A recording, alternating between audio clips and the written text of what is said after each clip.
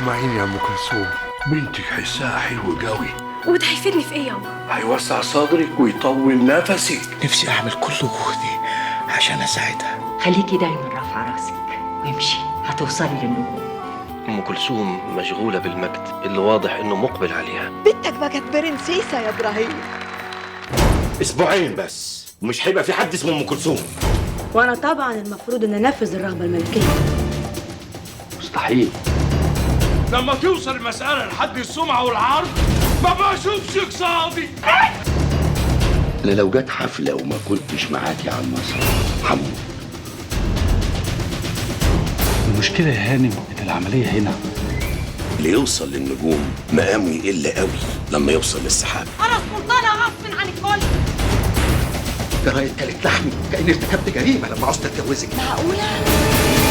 وابقى قضيت على اسطوره اسمها ام كلثوم. بيتقال ان اخوكي متجوز ام كلثوم في السر. شرف ان الواحد يمثل قدام ام كلثوم. طب دي فكرة. انت مش عارفه مكانتك ايه عند الناس. احسن 1000 مره من شريف باشا صبري. انت ام كلثوم. ازيك يا هانم؟ شرفتنا في بيتك يا عبد الوهاب.